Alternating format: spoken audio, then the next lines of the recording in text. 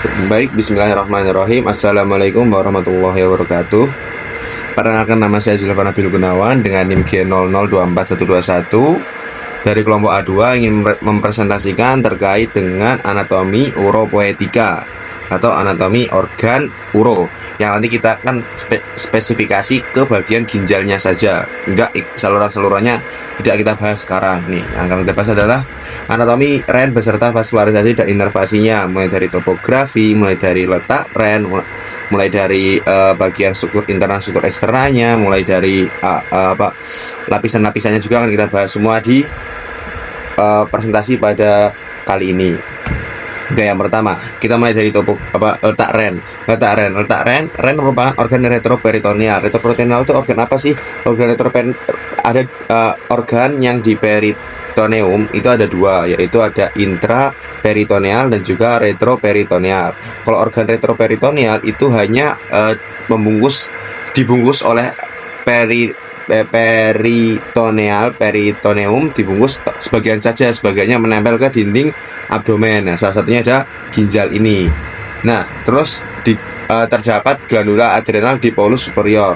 Letak skeletopisnya ren sinister setinggi bagian superior VTH 12, costa 11 dan inferior lumbar 3. VTH itu apa sih? Itu vertebra thoracica. Vertebra thoracica itu ada di sini. Terus habis itu inferior yang vertebra lumbar itu di bawahnya lagi, itu ren sinister. Untuk yang ren dexter itu lebih rendah setengah vertebrae karena adanya pendesakan lupus hepatis dexter. Jadi yang bagian kanan tuh karena ada hepar, jadi dia agak turun ke bawah. Ini bisa kita lihat di sini, ginjal yang kanan agak turun ke bawah gara-gara kedesak sama hepar. Oke, kita lanjut nih. Ada lapisan-lapisannya. Sebenarnya bukan fasia sih, ini lebih ke arah lapisan pembungkus dan juga fiksatornya ya. Fiksator yang ada di ginjal. Pertama, lapisannya ada 4, yaitu adalah kapsula fibrosa, ada parirenal fat, ada fascia renalis dan juga ada pararenal fat. Ini bisa dilihat. Nih, itu pararenal fat di situ. Terus perirenal fat itu ada fascia renalis ya di situ. Sama ada kapsula fibrosa itu yang membungkus si ginjal. Lalu untuk fiksator menyongkong dan menfiksasi ren agar tetap berada di tempatnya, itu ada fascia renalis, ada arteria atau vena renalis dan juga ada corpus adiposum, pararenal dan parirenal fat. Ini fiksatornya. Kita next. Ini topografinya. Untuk topografi si ginjal ini dia berada di dekat jejunum ini. Jadi jejunum menutupi jejunum. Ini ada stomas juga, ada perut. Di sini ada suprarenal gland, di sini ada spleen. Jadi ginjal itu dekat sama spleen, ada dekat dengan pankreas juga. Terus ada descending colon atau colon descendens, colon yang turun. Lalu ada jejunum juga. Kalau itu untuk bagian yang kiri. Untuk bagian yang kanan tuh nanti terdesak sama liver. Ada duodenum juga. Lalu ada flexura kolik, flexura usus yang ada di usus. Juga ada intestinum yang small, yang kecil.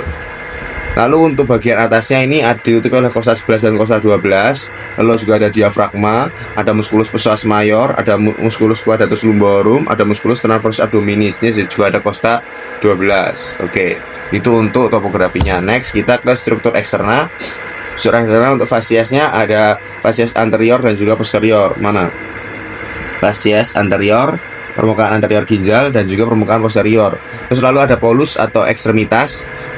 Itu ada superior berhubungan langsung dengan glandula suprarenalis, lalu ada inferior atau caudal yang menjauhi dari otak. Lalu ada margo, ada lateral dan juga ada medial. Di sini bisa kita lihat ada hilum, ada margo medial, ini margo medial karena dia mendekati tubuh ya kan. Medial ini ada margo lateral, ekstremitas superior, selalu ada kapsula fibrosa tadi lapisannya macam-macam. Oke. Next kita lanjut ke struktur internalnya. Tadi kita telah bahas struktur eksternal, sekarang kita lanjut ke struktur internal. Ada cortex renalis.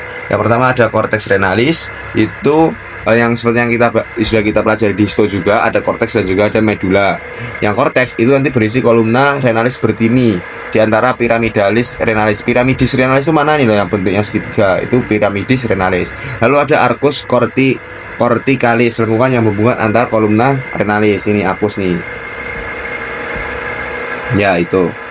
Lalu Untuk bagian medulanya, untuk bagian yang dalamnya, lebih dalam itu nanti ada piramida renalis, massa berbentuk otot, lalu ada papilla renalis, apex dari medulla renalis menghadap sinus renalis, ada foramina papillaria, lubang-lubang di ujung papilla renalis dan muara ductus papillaris seperti ini.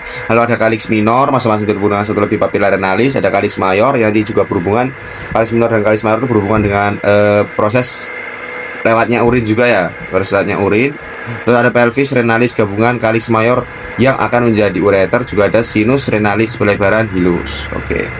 Sini kita bisa lihat. Ya, ini ada piramide renal di medulla, cortex renal cortex. Di sini ada renal papilla, papilla renalis, renal sinus, ada calyx minor, calyx mayor, ada ampulanya juga di situ nanti. Terus ada arteri renalis, ada hilum renale, ini hilum renale. Lalu ada vena renalis, ada pelvis renalis, dan juga yang terakhir ada ureter. Next. Nah, ini aliran urinnya nih. Aliran urin. Urin yang pertama adalah dari nefron dulu, dari nefron, satu nefron dari corpusculum Malpighi, dari glomerulus dan juga capsula Bowman. Itu nanti akan lanjut ke tubulus contortus proximal nih, yang turun nih, contortus proximal. Lalu nanti turun ke lengkung Henle. Nah, kalau urin itu nanti dari nefron, pertama kan nefron tadi. Nefron tuh dia akan menyaring urin-urin yang urin kan ada banyak zat tuh kan, banyak zat. Nah, kalau di nefron nanti akan diambil zat-zat yang masih diperlukan oleh tubuh. Contohnya kayak nanti masih ada kayak sel darah kan juga nggak boleh sampai tersaring juga. Juga ada nanti ada protein, itu jangan sampai lewat gitu loh. Nah, itu nanti semua nefron disaring. Nanti sisanya yang nanti itu masih mengandung air, masih ada natrium, masih ada banyak-banyak, itu nanti dia akan lanjut. Nah, yang masih ada natrium, masih ada air dan macam-macam itu namanya urin primer. Nah, setelah urin primer terbentuk nanti kan lanjut ke tubulus contortus proximal, nanti akan diserap-serap senyawa-senyawa lainnya. Juga ada ansa Henle juga. Ansa Henle ada yang descendens, ada yang ascendens ya. Masih ada membentuk lengkung Henle, lalu tubulus ascendens, lalu collectivus distal, lalu ductus collectivus, papilla renalis, calyx minor, calyx mayor, pelvis renalis, nanti baru lanjut ke ureter. Jadi itu kayak apa fisiologisnya, nanti kalau lebih jelas akan dibahas di fisio ya. Ini. Oke, untuk vaskularisasi dari Ren. Untuk vaskularisasi dari Ren itu yang pertama dari aorta abdominalis dulu, aorta abdominalis, lalu lanjut ke renal arteri renalis. Arteri renalis, arteri renalis akan ke segmental arteri atau arteri segmental itu.